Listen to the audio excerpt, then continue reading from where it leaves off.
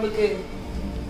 பரவாயில்ல பிரியா, என்ன பிள்ளை எனக்கு. உனக்கு பையன் பிறந்திருக்கான். காட்ட மாட்டாங்களா எனக்கு? காட்டுவாங்க. சரி நீ போன் அடிச்சியா உன் ஆளுக்கு? சரி அதை விடு. நான் உன்கிட்ட என்ன சொல்றேன்னா 2 நாள் கழிச்சு எனக்கு டிஸ்சார்ஜ் ஆகும். ஆமா, நானே டிஸ்சார்ஜ் ஆகி வீட்டுக்கு வந்துடுறேன். ஏன் நானும் கூட இருக்கேன். இல்ல நீ இருக்காத, நீ என்ன பண்ணு, நீ போ. நீ போய் அம்மா கிட்ட எதுவுமே நடந்த விஷயத்த எதுவுமே சொல்லாத. வெறும் சாரு கூட 1 வாரம் இருக்கிறதுக்கு நீங்க வாங்க அப்படின்னு மட்டும் நீ கூட்டிட்டு மட்டும் வா. எந்த விஷயத்தையும் நீ சொல்லாத. சரியா? சரியா? நான் டிஸ்சார்ஜ் ஆகி நானே வீட்டுக்கு போய்க்கிடுவேன். நானே 1 வாரம். எப்படி நான் தனியா விட்டு போக முடியும்? எவ்வராது கூட இருந்தாலாவது பரவாயில்ல. பாரு என்னன்னு தெரியல, 10 நாள் தானே ஆச்சு, போனே எடுக்கல.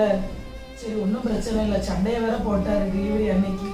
போன் அடிச்சு பாக்க என்னதான் ஆச்சுன்னு சொல்லி போன் அடிச்சு பாக்க. நீ பயப்படாத, நான் மேனேஜ் பண்ணிக்கிடுவேன். சரியா? சரி பாத்து நெக்ஸ்ட் சொல்லிட்டு போறேன். சரி சரி பாத்து போன நீ. சரி.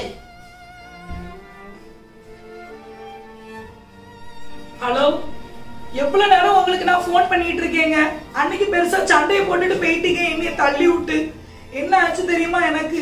உங்களால நான் ஹாஸ்பிட்டல் அட்மிட் ஆயிருந்து இப்ப எனக்கு குழந்தைய பிறந்துட்டு வந்து பிள்ளைய வந்து பார்க்க வாங்குங்க. உங்களே மாதிரி இருக்கு பையன், நம்ம பையன். என்னது யான் பிள்ளையா? என்னங்க நீங்க இப்படி பேசிட்டு இருக்கீங்க? எந்த கப்பல்ஸ்குள்ளதான் சண்டை வரல. விடுங்க சண்டைய, தயவு செய்து நான் சொல்றேன். 2 மாசத்துல இருந்து உங்ககிட்ட சொல்லிட்டு இருக்கேன், நீ கல்யாணம் முடிங்கன்னு கேட்டீங்களாங்க. இன்னைக்கு தாலி கூட இல்லாம நான் இன்னைக்கு இந்த பிள்ளைய பெத்து வச்சிருக்கேன். ஊர் உலகெல்லாம் என்னைய பார்த்து என்னங்க சொல்லும்? அடுத்த வாரம் என்கேஜ்மெண்டா? இந்த பாரு, பந்தய வச்சுக்க, அருவாள் எடுத்து உன்னை வெட்டிடுவேன். யான் கூட ஊரா சுத்திட்டு ஒரு பிள்ளைய எனக்கு தந்துட்டு உனக்கு கல்யாணமா அடுத்த வாரம்? ஹலோ, எதுவா இருந்தாலும் ஹலோ.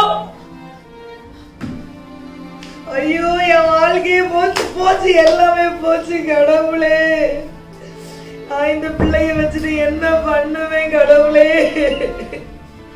இப்படி என் தலையில நானே மல்லி போட்டுட்டேனே ஏசப்பா. ஐயோ, டிஸ்சார்ஜ் பண்ணி போகணும்னு சொல்லிட்டாங்கன்னா இந்த பிள்ளைய கொண்டுட்டு எங்க போவேன்?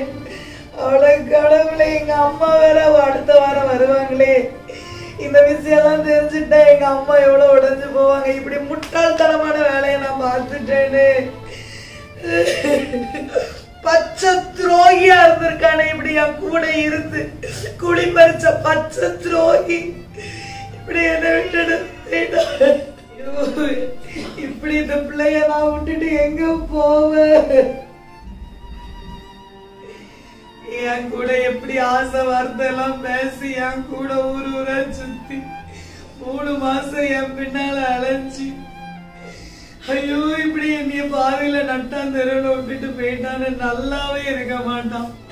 நான் இந்த பிள்ளைய வச்சுட்டு என்ன பண்ண? இந்த உலகம் என்னைய ஏத்துக்கிடுமா? இந்த பிள்ளையால என் லைஃப் ஸ்பாயில் ஆயிரும். நான் என்ன யோசிக்க, நான் என்ன பண்ண, எனக்கு ஒண்ணுமே தெரியலையே. அவனை 10 மாசம் என் வயிற்றுக்குள்ள வச்சு சுமந்து அந்த பாவி பயலால இன்னைக்கு நான் பெத்த பிள்ளையை எங்கன கொண்டு வந்து போடக்கூடிய சூழ்நிலை.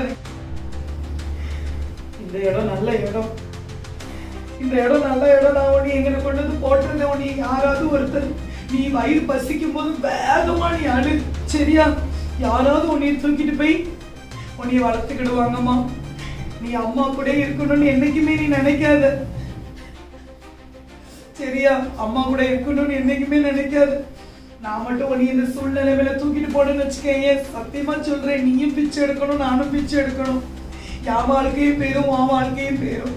நான் எது செஞ்சாலும் அம்மா யோசிச்சு உனக்காக ஒரு நல்லதுக்காக செஞ்சுட்டு இந்த பாசம் எப்படியாவது போட்டுட்டு போயிருந்தேன்.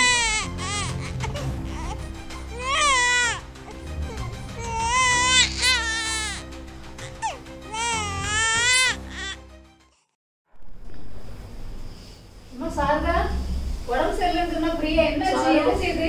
அம்மா பையன்டி அம்மா எனக்கு டைஃபாய்டு காய்ச்சல் ஆயிட்டுமா. ரொம்ப 1 வாரம் ஆஸ்பத்திரியில சொல்லுதா? ஆமா என்ன? ஆமா ரொம்ப காய்ச்சல், அது வைரல் ஃபீவர் ஆயிட்டு.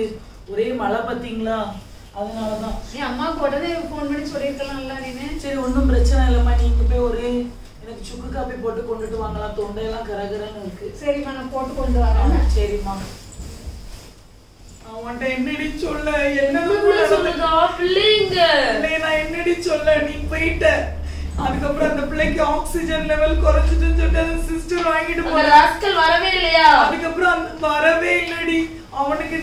அவனுக்கு நேரத்து என்கேஜ்மெண்ட் முடிஞ்சிட்டான். அடுத்த வாரம் அவனுக்கு கல்யாணம் வாண்டி. என்ன சொல்லுதா? ஆமா. அதுக்கப்புறம் இந்த பிள்ளைக்கு வந்து ஆக்சிஜன் லெவல் குறைஞ்சிட்டு உடனே இன்குபேட்டர்ல வைக்கணும் அப்படின்னு அந்த சிஸ்டர் தூக்கிட்டு போனான். அரை மணி நேரத்துல வந்து சொல்லுதா உங்க பிள்ளை இறந்து போயிட்டுன்னு சொல்றான். பிரியா ஐயோ இப்படி ஆயிட்டா? என் பிள்ளையே வந்து பார்க்கவே இப்ப வரலையா சாரு? வரவே இல்லை. அவன் சொல்லுதான் எனக்கு அடுத்த வாரம் கல்யாணம் அப்படின்னு சொல்லுதான். என் லைஃப்ல நீ வேண்டவே வேண்டாம், நீ எனக்கு செட் ஆக மாட்ட, நீ என்னை விட்டுட்டு பேரு, நான் உன் கூட அப்படி பழகவே இல்லை அப்படின்னு சொல்றான். பிரியா சரி சாரு, நீ கெட்ட கனவா மறந்துருச்சாரு. என் பிள்ளை என்னைய விட்டுட்டு போயிட்டு. ஐயோ அவனுக்கு கடவுள் ஏதாவது பெருசா தண்டனை கொடுப்பாங்க. நான் உண்மையில வாழ்ந்து என்ன பிரயோஜனம், சாவதான் செய்யணும். அம்மா வருவாங்க.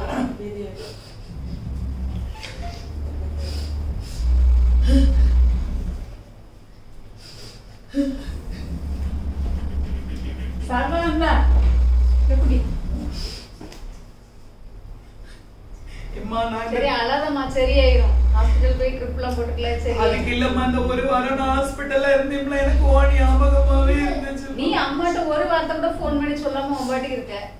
என்னைய விட்டுட்டு போயிடாத. நான் எங்க போறேன் உன்னை விட்டுட்டு? நீ ஒருத்தி தான். எல்லாம் படிப்பெல்லாம் முடிஞ்சுக்கலாம் சாரு, நீ அம்மாவோட கூட வந்துருவேமோ.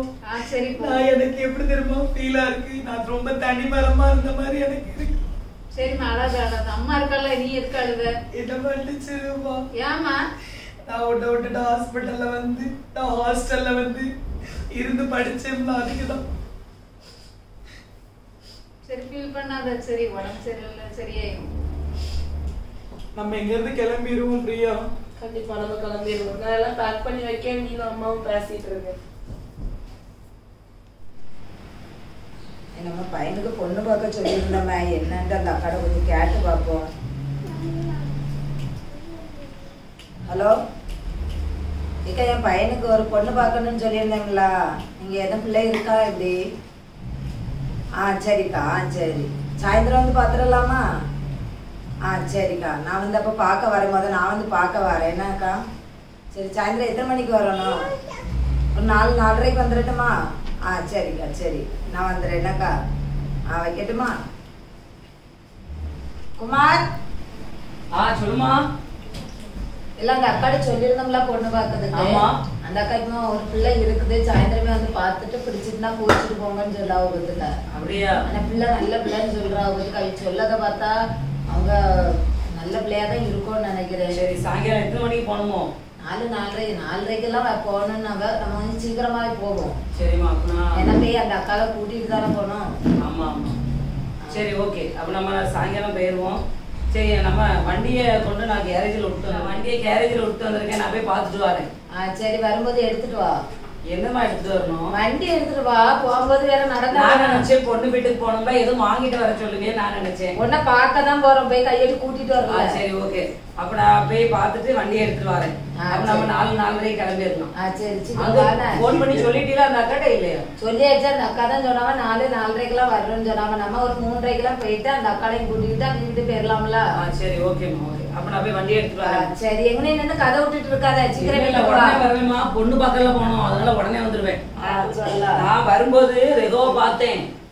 அவன் என்ன சொல்லுதான், எனக்கு இன்னும் கல்யாணம் முடியலடே, உனக்கு பொண்ணெல்லாம் பார்த்தாச்சு அப்படின்னு அவன் வயிற்று எரிச்சல்ல இருந்து எரிஞ்சு பேசினான். நீ யார்ட்டையும் சொல்லாத, வேற இது தெரிஞ்சு போச்சுன்னா அவன் வேற இது எரிஞ்சு பிடிச்சுக்கிட்டு இருப்பான். அவன் அவ்வளவு வரைக்கும் தண்டோர் அடிச்சு விடுவான. அவன் வெறும் மோசம். நீ யார்ட்டையும் சொல்லாத. எதுக்கு எல்லாம் முடியதோ கல்யாணத்தன்னைக்கு காடு வைக்கும் போது சொன்னா போதும். அவன் வாசல்ல மோந்துகிட்ட மாதிரி மோந்துகிட்டானா, இவன் போய் நேர சித்தப்பா அப்படின்னு அங்க போய் அவன் வத்தி வச்சுட்டான். அவன் வீட்டுக்கே போவான். சும்மா இருக்க மாட்டா போல எல்லாம் எழுதிட்டு அங்க வீடு வந்து சேர்றதுக்கு முன்னாடி அதை கூட சொல்லி பொண்ணை பார்த்துட்டு வெளியே வர்றதுக்குள்ளதான் அவன் பேசிட்டானா, என்ன பொண்ணா பார்க்க வந்திய அப்படிங்க. சரிதான். சரி எனக்கு கேட்டா சும்மா போயிட்டு வந்தோம் அப்படின்னு சொல்லி முடிச்சது. ஆமா அவங்கிட்ட இன்னும் ஒண்ணுமே சொல்லக்கூடாது. அவன் நேர போய் சித்தப்பா கிட்ட சொல்லுவான்.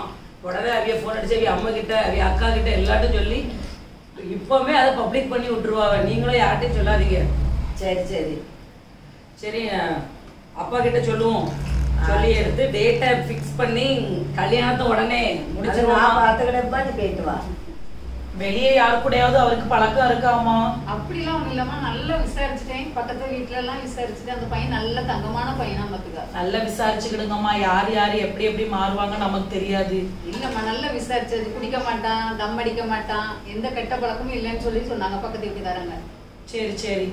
ஆனா அவங்க வந்து அக்டோபர் 8 அப்படின்னு டேட் சொன்ன மாதிரி இருந்துச்சு கல்யாணத்துக்கு. ஆமா சீக்கிரம் வைக்கதா அப்படிதான் சொன்னாப்ல. அப்ப நீங்க செப்டம்பருக்குள்ள சொல்லிட வேண்டியதானே? சரி சொல்லிடுவோம், சொல்லி சீக்கிரமா வைப்போம். ஆமா ஏம்னா நல்ல பையன் வேற சொல்லுதீங்க, வெளியே எந்த பழக்கமும் கிடையாதுன்னு சொல்றீங்க. பரவ டக்குன்னு மனசு மாறிடக்கூடாதுல்ல அவி அம்மா. நானும் அதுதான் எதிர்பார்க்கேன். குடிப்பழக்கம் எதுவும் இருக்கக்கூடாது. முக்கியமா வெளியே யார் கூடயும் அவியலுக்கு எந்த விதமான பழக்க வழக்கம் இருக்கக்கூடாது. எனக்கு அது பிடிக்கவே செய்யாது. உனக்கே தெரியும், நான் ஹாஸ்டல்ல 3 வருஷம் தனியா இருந்தேன். நான் எப்படி இருந்தேன்னு உனக்கு தெரியும் என்னம்மா? ஆமாம்மா, என் பிள்ளைய பத்தி எனக்கு தெரியாதா?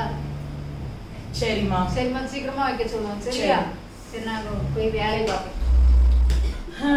பக்கனே எங்க அம்மாட்ட சொல்லிட்டேன், ஹாஸ்டல்ல 3 வருஷம் நான் எப்படி இருந்தேன்னு எனக்கு மட்டும்தான் தெரியும். இப்ப அந்த பிள்ளை எங்க இருக்கோ, யார் எடுத்தாங்களோ, யார் வளர்த்தாங்களோ, உயிரோட இருக்கோ, செத்து போயிட்டோ, ஒண்ணுமே தெரியல. சரி இன்னைக்கு சாயங்காலம் நம்ம அப்படி கொஞ்ச நேரம் வெளியே போய் சுத்திட்டு வரலாம். ஆமா ஆமா போயிட்டு வருவாங்க. நான் அப்புறம் கேள்விப்பட்டேன் உங்க ஏரியாவுல வந்து அந்த ரபடி ரஸ்மலாய் ரொம்ப ஃபேமஸ்ன்னு சொல்லி கேள்விப்பட்டேனா? கரெக்டா, அது வந்து ரொம்ப ஃபேமஸ். ஆமா, அதனால அதுவும் நான் சாப்பிட வரும்போது நம்ம அப்படி சாப்பிட்டு வந்துடலாம். அது ஒண்ணு சாப்பிட்டு வரலாம். அதுக்கப்புறம் வந்து இதுவும் கேள்விப்பட்டேன், இந்த அந்த ஒரு பெரிய ஃபெஸ்டிவல் ஒண்ணு வருமாம்ல, அந்த 40 நாள் கஸ்தி நாள் அன்னைக்கு வந்து ஒரு இடத்துல இந்த ராட்டெல்லாம் வச்சிருப்பாங்களாம். அந்த மேல எல்லாம் போட்டிருப்பாங்க. என்னமோ நீ என்னைய பத்தி ஒண்ணுமே தெரிஞ்சுக்கலாம், ஆனா எங்க ஏரியாவை பத்தி நல்லா தெரிஞ்சிருக்கேன். நான் வந்து உங்களை செலக்ட் பண்ண காரணமே இந்த ஏரியா தான் தெரியுமா? நிறைய இடத்த வந்து இப்ப நம்ம சுத்தி பார்க்கலாம். உங்க வீட்டுல இருந்து 10 நிமிஷம் தூரத்துல தான் பீச் இருக்கான். நாங்கெல்லாம் பீச்சுக்கு போனோம்னா குறைஞ்சது 3 மணி நேரம் டிராவல் பண்ணணும். அப்பதான் எங்களால பீச்சே பார்க்க முடியும். நம்ம இங்க இருந்து துள்ளுனா பீச்சு, அங்க இருந்து துள்ளுனா வீடு. அதான் அந்த ஒரு காரணம் தாங்க. ஆனா என்னமோ சொல்லுங்க, உங்ககிட்ட எனக்கு பிடிச்சது என்ன தெரியுமா? இந்த மீசை தாங்க. அப்படின்னா எல்லா நாடகத்துக்கும் இந்த மீசையை நான் வச்சிருந்துருப்பேன். நான் பாருங்க, நான் உங்ககிட்ட என்ன தெரியுமா சொல்றேன், நம்ம 2 பேரும் இப்பதான் வந்து லைஃப்பை நம்ம வந்து ஸ்டார்ட் பண்ணியிருக்கோம். அதனால என்கிட்ட நிறைய இருக்கும். அதே மாதிரி உங்ககிட்டயும் குறைகள் நிறைகள் நிறைய இருக்கும். எந்த காரியத்தையுமே நீங்க வந்து சப்போஸ் நான் சில காரியங்கள் செய்யறது உங்களுக்கு பிடிக்காது, அதை வந்து நீங்க மனசுக்குள்ளே வச்சுக்கிட்டு வெஞ்சன் வச்சுக்கிட்டு அப்படி நீங்க தயவு செய்து இருக்கவே கூடாது. எதுவா இருந்தாலும் பிராங்கா நீங்க கேட்டுறணும். எதுக்கு நீங்க இப்படி பண்ணீங்க, ஏன் இப்படி பண்ண அப்படின்னு சொல்லி நீங்க டைரக்டா கேட்டுறணும். நீங்க வந்து எவ்வளவு நீங்க ஓப்பனா நீங்க என்கிட்ட இருக்கீங்களோ அந்த அளவுக்கு நம்ம லைஃப் வந்து ரொம்ப ஸ்மூத்தா போகும்னு நான் வந்து விசுவாசிக்கேன். அதனால நான் எதுனாலுமே ஓப்பனா சொல்லிடுவேன், ஓப்பனா கேட்டுருவேன். இன்னும் கோவம் வந்தா அடிச்சுனாலும் கேட்பேன். அதனால நீ எதுவும் தப்பா நினைச்சிடக்கூடாது. அப்படியெல்லாம் ஒண்ணுமே இல்லைங்க. நான் தப்பு பண்ணாதானே நீங்க அடிக்க போறீங்க. நான் தப்பே பண்ணல அப்படின்னா நீங்க என்ன எப்படி நீங்க அடிப்பீங்க சொல்லுங்க. அதே மாதிரி எங்க அம்மா சொன்னாங்க உங்களுக்கு வந்து மீன் குழம்பு ரொம்ப பிடிக்கும் அப்படின்னு சொன்னாங்க. அதனால நான் வந்து ரொம்ப ஸ்பெஷலான ஒரு ஆள்கிட்ட இருந்து மீன் குழம்பு பண்ணதுக்கு நான் கத்துட்டு வந்திருக்கேன். அப்ப நீங்க நம்ம வெளியே போய் சாப்பிட்டு வந்துடலாம். நாளைக்கு எனக்கு நீ மீன் குழம்பு வச்சு வர வழியில நம்ம மீன் வாங்கிட்டு வந்துடும். உங்க வீட்டு பக்கத்துல தான் கடல் இருக்கு, அதனால மீன் வாங்கிட்டு வந்துடும். சரி இதே ட்ரெஸ் ஓகேவா? இல்லைன்னா உங்க கூட வரும்போது நீ வந்து வேற ட்ரெஸ் போடணும். சரி கண்டிப்பா. நம்ம வெளியே போகும்போது வந்து அங்க ஒருத்தி இருக்கா. யாரு? அவ வந்து கொஞ்சம் கலரா இருப்பா. வந்து எட்டி பார்க்கணும்.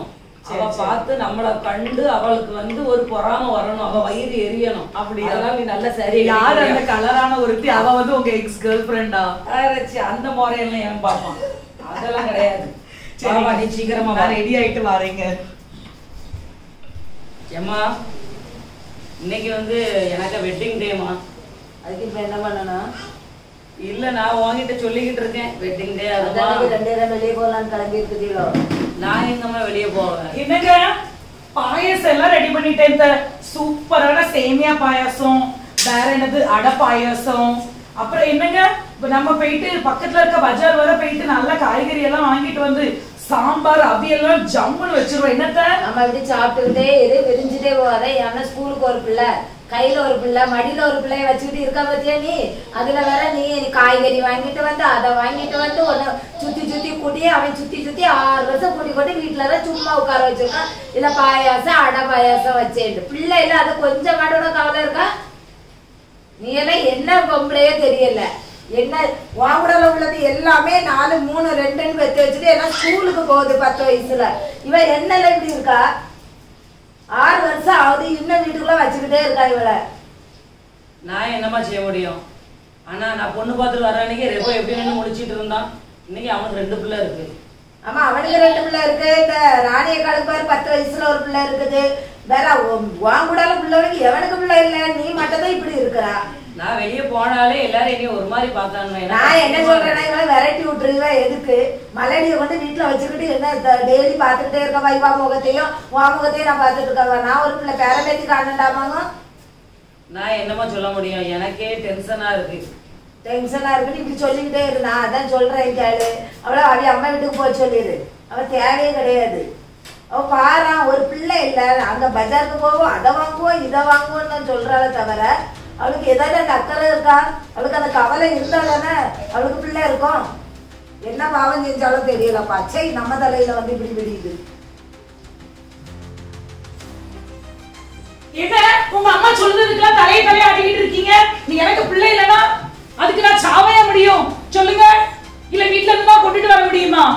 என்னது என் ஃப்ரெண்ட் முன்னாடி நான் போய் நிக்க முடியல. அவளை வேற நீ அசிங்கமா பாக்காம். என்ன உனக்கு வெக்க தெரியாதுன்னுட்டு பிள்ளை இல்லனா நம்ம ஒண்ணுமே பண்ண முடியாதுங்க. அதுக்கு எத்தனை நேரம் தான் ஹாஸ்பிடல் போவேன்? போய் போய் போய் போய் நானே கண்டால் ஆயிட்டேன். அவ்வளவு ஹாஸ்பிடல் போயிட்டு வந்திருக்கு. அவ்வளவு மெடிசன் சாப்பிட்டுருக்கு. உங்க அம்மா சொல்றாங்க இப்படி தின்னு உடம்பு வச்சிருக்கேன். உடம்பு இப்படி வரல மெடிசன் சாப்பிட்டதுனாலதான் வந்துச்சு. புரிஞ்சுச்சா? ரொம்ப ஓவரா பேசிட்டு இருக்கீங்க. எனக்கு பிடிக்கல. பிடிக்கலன்னா போங்க. எதுக்கு கல்யாணம் முடிச்சீங்க?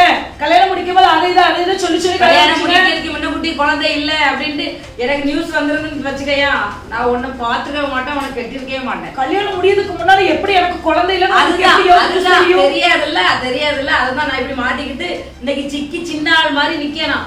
அப்ப எனக்கு நீங்க என்ன 2வது கல்யாணம் முடிச்சிருக்கீங்க? எப்படி பேசுறீங்க? முட்டாள் மாதிரி நீங்க. அறிவு கொஞ்சமா ஆம்பளை வெளியே போகும்போதுதான் எனக்கு 4 பேர் என்னைய பார்க்க என்ன பேசுற எனக்கு தெரியும். நீ வீட்டுக்குள்ள இருந்துக்கிடுவா.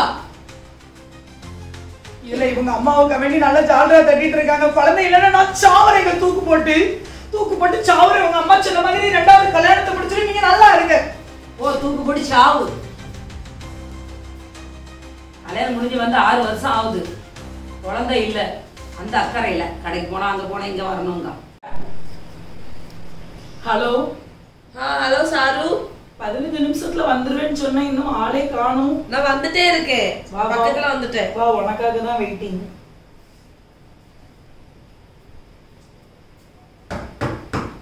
வா வா உள்ள வா பிரியா. Happy wedding anniversary. நீ தான் எனக்கு விஷ் பண்ற எல்லா வருஷமும். சரி நீ எப்படி இருக்க? நல்லா இருக்கேன். உன் ஃபர்ஸ்ட் பையன் எப்படி இருக்கான்? நல்லா இருக்கான். என்ன சொல்ல பிரியா, வாழ்க்கையை தலைகீழ மாறிட்டு எனக்கு. என்னடி சொல்ற? நல்லா தானே ஹாப்பியா தானே இருக்க? எங்க ஹாப்பியா இருந்தேன்? கல்யாணம் முடிஞ்சு 6 வருஷம் ஆயிட்டுன்னு சொல்லிட்டு ஆசையா பாயாசம் எல்லாம் பண்ணேன். எங்க மாமியார் கிட்ட கொண்டு போய் கொடுத்தா எங்க மாமியார் சொல்லுதாங்க இங்க இருக்குதான் இவ அலைதா, அங்க ஒரு பிள்ளை இங்க ஒரு பிள்ளை ஓடிட்டு இருக்கு, ஒரு பிள்ளை ஸ்கூல் போயிருக்கு. இப்படி கடந்து ட்ரீட்மெண்ட்லாம் போறியா என்ன? ட்ரீட்மெண்ட்லாம் பேயாச்சு, எல்லாம் பண்ணியாச்சு, எல்லாமே நார்மல் தான் சொல்றாங்க. ஆனா என்ன ரீசனுக்கு குழந்தை இல்லைன்னு எனக்கே தெரியல. அவ்வளவு கஷ்டமா இருக்கு எனக்கு. நான் ரொம்ப நாளா ஒரு உண்மையை மறைச்சிட்டேன் பிரியா. இன்னைக்கு நான் அந்த உண்மையை சொல்லணும்னு நான் ஆசைப்படுறேன் வந்துட்டு. ஏன்னா இந்த 6 வருஷமும் குழந்தை இல்லைன்னு சொல்லி நான் பட்ட பாடுகள் கொஞ்சம் நஞ்சம் கிடையாது. அவ்வளவு பாடுபட்டிருக்கேன். மாமியார் அவ்வளவு குத்தி என்னைய பேசுறாங்க. எங்க வீட்டுக்காரர் எங்க மாமியார் பேச்ச கேட்டுட்டு என்னைய அடிக்காங்க. கேட்டா சொல்லுதாங்களா ரோட்ல போகும்போது அவங்களை எல்லாரும் தரக்குறவா பேசுறாங்க. உன்னையும் தான் பேசுவாங்களா? இவங்கள மட்டும் ஏன் பேச போறாங்க? என்ன இதெல்லாம் பேசிட்டு இருக்காங்க? நான் வந்துட்டு ஒரு உண்மையை சொல்றேன் பிரியா. சொல்லு சாரு. கல்யாணம் முடியறதுக்கு முன்னால நம்ம ஹாஸ்டல்ல தங்கி இருக்கும்போது நான் உதய் கூட அங்கேயும் இங்கேயும் அலைஞ்சேன். ஆமா. அதுல நான் கன்சீவ் ஆனேன். அதெல்லாம் முடிஞ்சு போன கதை. இனிமே போட்டு அதை ஏன் பேசிட்டு இருக்க? அதான் அந்த குழந்தை இறந்துட்டுலாம். அந்த ஹாஸ்பிட்டல்ல நான் இருக்கும்போது உன்ட்ட நான் சொன்னேன், நீ அம்மாவை பார்க்க போ, அம்மாவை கூட்டிட்டு வான்னு சொல்லி நான் உன்னை அனுப்பினேன் பிரியா. ஆமா. ஆனா அந்த பிள்ளை சாவல, உயிரோட தான் இருந்துச்சு. என்னடி சொல்ற? இந்த பிள்ளை இருந்துச்சுன்னா நம்ம வாழ்க்கைக்கு ஆபத்து, நம்மளால சுகபோகமா வாழ முடியாது, நம்ம லைஃப் ஸ்பாயில் ஆயிரும் சொல்லி. என்ன சாரு சொல்லுதா? இப்படி ஒரு துரோகத்தை பண்ணிருக்கா அந்த பிள்ளைக்கு. அந்த பிள்ளைய துணியெல்லாம் கட்டி பப்ளிக் பாத்ரூம்ல வச்சுட்டு வந்துட்டேன் பிரியா. அவ்வளவு பெரிய துணிகரமான பாவம் நான் செஞ்சிருக்கேன். சாரு உன்னை சுத்தி இருக்கவங்க வந்து உனக்கு குழந்தை இல்லைன்னு சொல்லி சொல்றாங்க, நீ ஃபீல் பண்ணுதா? ஆனா கடவுள் உனக்கு உண்மையாவே தரமாட்டாங்க. இனிமே தரதுக்கு வாய்ப்பே கிடையாது. நீலாம் சாவலாம் என்கிட்ட கேட்டா. நான்லாம் உன் கூட ஃப்ரெண்டா பழகுனதுக்கு சீன் இருக்கு உன்ட பேசி. ப்ளீஸ் பிரியா, நீ என்னைய விட்டுட்டு போவாத பிரியா. ப்ளீஸ் என்னைய வெறுத்து போவாத பிரியா. நான் தப்பு பண்ணிட்டேன். நான் தப்பு பண்ணதுனாலதான் எனக்கு குழந்தை இல்லை.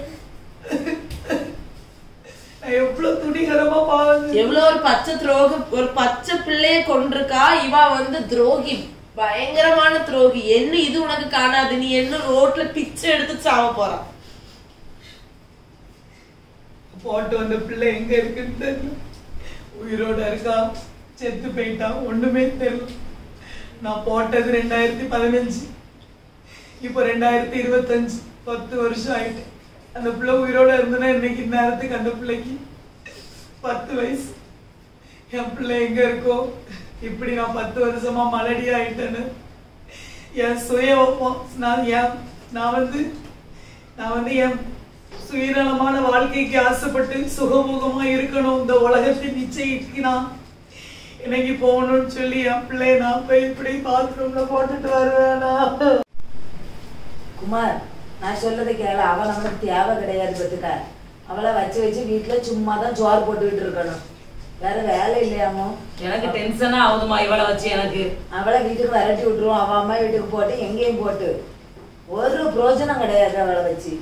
சாப்பிட வாங்க, சாப்பாடு ரெடியா. சாப்பாடு ஒண்ணு எனக்கு வேண்டாம். யாங்க இப்படி கோவப்பட்டு இருக்கீங்க? நீ தேவை கிடையாது எங்க வீட்டுக்கு. நீ பெயருமா அந்த வீட்டை விட்டு நீ போ. அம்மா செத்துட்டால, நீனும் சாவ வேண்டியதானே. நான் என்ன சொல்லுவேன்னா, குழந்தை பெக்கிறது என் கையில இல்லல, ஆண்டவர் கையில தான் இருக்கு. ஆண்டவரா பார்த்து எனக்கு இறக்கம் பண்ணாதான். ஆண்டவர் உனக்கு ரொம்ப இறங்குவாருமா, உனக்கு ரொம்ப இறங்குவார் ஆண்டவர். சண்டெல்லாம் போடாம எங்க போகணுமோ போவோம். எங்க போவேன்? நான் எங்க அம்மா இல்லைங்க, நான் எங்க போவேன்? இந்த ஊர்ல எனக்கு சொந்த வீடு கூட கிடையாது. வாயை மூடிட்டு போனா போய். என்ன உனக்கு வீடு இருக்க, வாசல் இருக்க, இருந்தா சரி. நீங்க பேசாதீங்க. அம்மாவை எடுத்து நீ என்ன பேசுற? எங்க அம்மாவை எடுத்து எங்க அம்மா அப்படிதான் பேசுவாங்க. உனக்கு பிள்ளை பெக்க முடியல, கிளம்ப வீட்டை கலத்தி நொறிச்சுவேன். வெளியே போ, வீட்டை விட்டு வெளியே போன்னு சொல்லுது.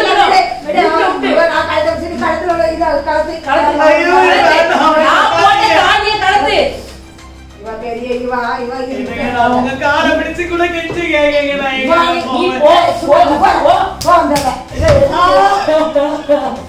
என்னங்க நான் போக மாட்டேங்க. வெளியே போ, வெளியே போ. எனக்கு டென்ஷனா இருக்கு. டென்ஷன் ஆகாத. இன்னொரு பிடிச்ச பீட போயிட்டு நினைச்சிட்டு உட்கார்ந்துடலாம். சப்பா எப்படிதான் தள்ள நினைச்சிட்டு இருந்தப்பா, அது போயிட்டப்பா. கேட்டு கேட்டு சாவட்டு போய் எங்கேயாது. அவ பேசுறா, நீ போன்லாம் எடுக்காதானே? அவ போன எவன் எடுப்பான்? சரி போ. அவளே தேவையில்லைன்னாச்சு.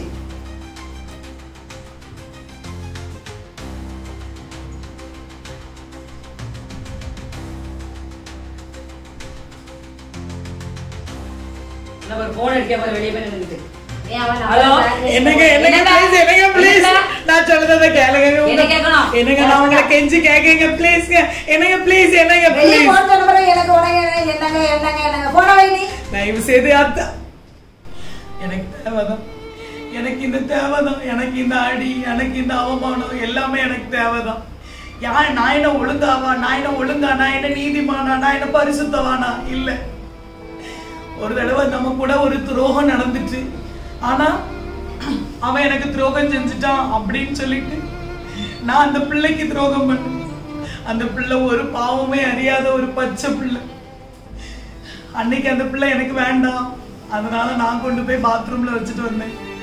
அந்த பிள்ளை வயிறு பசியில அழுதுருக்கும், அந்த நாத்தத்துக்குள்ள படுத்திருக்கும், அந்த பிள்ளைக்கு இன்ஃபெக்ஷன் ஆயிருக்கும், அந்த பிள்ளை அழுதுருக்கும், ஏதாவது ஒரு பூச்சி வந்து அந்த பிள்ளையை கடிச்சிருக்கும். எத்தனை நாள் எத்தனை மணி நேரம் கழிச்சு அந்த பிள்ளையை ரெஸ்கியூ பண்ணாங்களோ இல்ல பண்ணாம விட்டாங்களோ, அந்த பிள்ளை செத்து போச்சோ. யார் சுயநலத்துக்காக வேண்டி, என் வாழ்க்கை நல்லா இருக்கணும்க்காக வேண்டி அந்த பிள்ளைய நான் விட்டுட்டு இப்படி நான் என் வாழ்க்கை நல்லா இருக்கணும்னு சொல்லி நான் வந்து இன்னைக்கு என் வாழ்க்கை சின்ன பின்னமாயிட்டு. எல்லாம் என்னாலதான். அன்னைக்கு அந்த பிள்ளை எனக்கு வேண்டாம், அதனால அந்த பிள்ளைய பாத்ரூம்ல வச்சுட்டு வந்தேன். இன்னைக்கு எனக்கு பிள்ளை வேணும், ஆனா எனக்கு இன்னைக்கு பிள்ளை இல்லை. இன்னைக்கு இந்த சமூகம் என்னைய வேண்டாம்னு சொல்லிட்டு என்ன மன்னிச்சிருங்க ஏசப்பா, என்னைய மன்னிச்சிருங்க. நான் எத்தனை நேரம் மன்னிப்பு கேட்டோம், இந்த மன்னிப்பு ஆண்டவரே மன்னிக்கப்படாத ஏசப்பா, என்ன மன்னிச்சிருங்க ஏசப்பா. நான் பண்ணது பெரிய பாவம் ஏசப்பா, ஏசப்பா இதை மன்னிச்சிருங்க. இதை பார்த்து கொண்டிருக்கிற நேயர்களே, நீங்க இப்போ இந்த 2 பாட்டுலயுமே ஷாருங்கிற கேரக்டரோட வாழ்க்கை பார்த்துருப்பீங்க. வாலிபத்துல இருந்து கல்யாணம் முடிஞ்சதுல இருந்து அவங்க என்னெல்லாம் பாடுபட்டாங்க, என்னெல்லாம் பண்ணாங்க, என்னெல்லாம் சரியா பண்ணாங்க, என்னெல்லாம் தவறா பண்ணாங்கன்னு நீங்க பார்த்துருக்கீங்க. இப்போ அவங்க வாழ்க்கைய வச்சு அவங்க கிட்ட என்ன சொல்ல விரும்புறேன்னா, நம்ம வாழ்க்கையை எப்படி வாழணும் வாழக்கூடாதுங்கிறது நம்ம கையில தான் இருக்கு. இப்போ அவங்க வந்து வாலிபத்துல இவ்வளோ ஒரு நிறைய விஷயம் அவங்க நல்லதா பண்ணிருக்கலாம். படிக்கிறதுக்காக ஒரு புது இடத்துல போய் நல்லா படிச்சுட்டு இருந்த பொண்ணுதான். அப்போ அப்படி நல்லா போயிட்டு இருந்த வாலிப நாட்கள்ல இவங்க இந்த மாதிரி ஒரு இச்சைனால ஒரு பாவத்துல விழுந்தாங்க. உங்களுக்கு கண்டிப்பா பாத்தீங்க, உங்களுக்கு தெரியும். அதே மாதிரி அவங்க அந்த வாலிபத்துல செய்யக்கூடாத தப்பு எல்லாத்தையுமே செஞ்சு அதோட விளைவை மறைக்கிறேங்கிற பேர்ல இன்னும் பெரிய பாவம் தான் செஞ்சாங்க. இப்போ பைபிளை நம்ம பார்த்தோம்னாக்கி பிரசங்கி 12:1 என்ன திரும்ப சொல்லுது, நீ உன் வாலிப பிராயத்திலும் சிருஷ்டிகரின் நினை தீங்கு நாட்கள் வராததற்கு முன்னும் நீ எனக்கு பிரியமானவைகள் அல்ல என்று சொல்லும் வருஷங்கள் சேராததற்கு முன்னும் இப்படி பண்ணணும். இப்போ நீங்க பாத்தீங்கன்னா ஷாருக்கா வந்து வாழ்க்கையில அவங்க வாலிப நாட்கள்ல பாவம் பண்ணிட்டாங்க. இதே இதை அவங்க பாவத்தை பண்ணாம இருந்திருந்தாங்கன்னா எவ்வளவோ நல்ல விஷயங்கள் அவங்க வாழ்க்கையில ஆண்டவர் வந்து ஃபியூச்சர்ல பிளான்ஸ் வச்சிருப்பாங்க. இப்போ அவங்க அதை அப்போ ரியலைஸ் பண்ணாம அவங்களோட பாவத்துக்கு எல்லாத்துக்குமே விளைவு வந்தக்கப்புறம் அவங்களோட தீங்கு நாட்கள்ல அந்த பிரியமில்லாத வருஷங்கள்ல ஃபீல் பண்ணி என்ன பிரயோஜனம்? ஏன்னா ஆல்ரெடி இது நடந்துருச்சு. இதே மாதிரி நீதிமொழிகள் 22:8 என்ன தெரியுமா சொல்லுது, அநியாயத்தை விதிக்கிறவன் வருத்தத்தை அறுப்பான்னு போட்டிருக்கு. இப்போ நீங்க பாத்தீங்கன்னா ஷாருங்கிற கேரக்டருக்கு நிறைய விஷயம் அவங்க பண்ணிருக்கலாம். அவங்க வந்து படிச்சுட்டு இருக்கச்சுல இந்த மாதிரி பாவம் பண்றோமே அப்படின்ட்டு ரியலைஸ் பண்ணிருக்கலாம். ஐயோ அம்மா அப்பாவுக்கு தெரியாம இவ்வளவு பெரிய பாவம் பண்றோமேன்னு ரியலைஸ் பண்ணிருக்கலாம். அவங்க கன்சீவ் ஆவச்சுல கூட அவங்க அம்மா அப்பா கிட்ட பேய் சொல்லி அம்மா இப்படி ஆயிட்டு என்ன மன்னிச்சுக்கோங்க, நான் என்ன பண்றேன்னு சொல்லி அவங்க அப்ப கூட மனம் திரும்பிருக்கலாம். ஆனா திரும்பினாங்களா? கிடையவே கிடையாது.